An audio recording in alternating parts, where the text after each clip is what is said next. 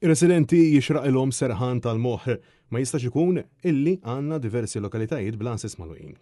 Dan iddikjaraw Shadow Ministers Darren Karabot u Albert Buttigieg f'konferenza tal-aħbarijiet li saret dalgħodu. Konferenza twaslet minn quddiem dik li xi darba kienet l-ansa tal-Pulizija ta' San Ġwan illi ilha xhur sħaħ illi nbidlet issa f'Berġa biss, tant li lanqas sinjal tal-arma tal-korp minn barra kif huma magħluqin diversi anses f'lokalitajiet varji matul il-pajjiż. Partit Nazzjonalista insista li jeħtieġ li jkun hemm riżorsi allokati għall-uffiċjali tal-Pulizija u li l-Gvern jassigura li jkun hemm sigurtà fil-lokalitajiet partikolarment f'din iż-żona tal-pajjiż fejn hemm żieda f'ċertu reati.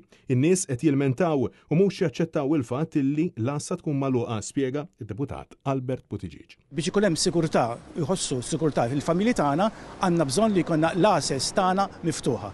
Access miftuħa ikollna ifisser li jkollna mhux biss il-preżenza fiżika tal-pulizija imma tkun preżenza attiva fil-komunità biex hekk il-diversi sfidi li għandhom dawn il-komunitajiet bħal Mejjer San Ġwan ikunu jistgħu jiġu indirizzati u allura il-familji jħossuhom siguri fil-lokalità li huma qegħdin jgħixu fiha. Min ħati hawn Darren Karabot insista li responsabilità trid tintrefa kemm fuq il-Ministru Byron Camilleri kif ukoll mill-Kummissarju tal-Pulizija Angelo Gaffa. Gvern Nazzjonalista ser ikun qiegħed jgħid isma' ser ninvestu billi jkollna l-access miftuħin fil-lokalitajiet tagħna u mhux biss.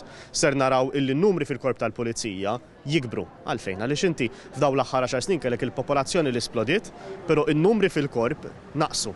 Mela hemmhekk diġà inti għandek illi l-Pulizija ssenjat ma' kull ċittadin u ħafna inqas billi kien 10 snin ilu. Ta' fil-waqt illi saħaq li l-Partit Nazzjonalista jemmen illi l-korp jeħtieġ li jikseb lura r-rispett li jxraqru permezz ta' bidla fit-tmexxija. Partit Nazzjonalista fil-Gvern qiegħed jintrabat li se jtejjeb il-kundizzjonijiet tal-Pulizija però fuq kollox ser iwassal għal serħan tal-moħħ, għal sigurtà, għal tranquillità fit-toroq ta' Malta u Għawdex tagħna. Preżenti għal din il-konferenza tal-aħbarijiet kien hemm is-sindki ta' Swieqi ħal Arawr l-imsida u l-Minority Leader tal-Partit Nazzjonalista fil-Gżira.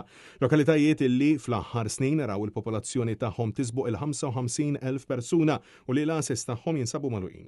Dan apparti illi qed tinġabar petizzjoni minn kunsillieri tal-Partit Nazzjonalista sabiex ir-residenti jwasslu l-vuċi tagħhom.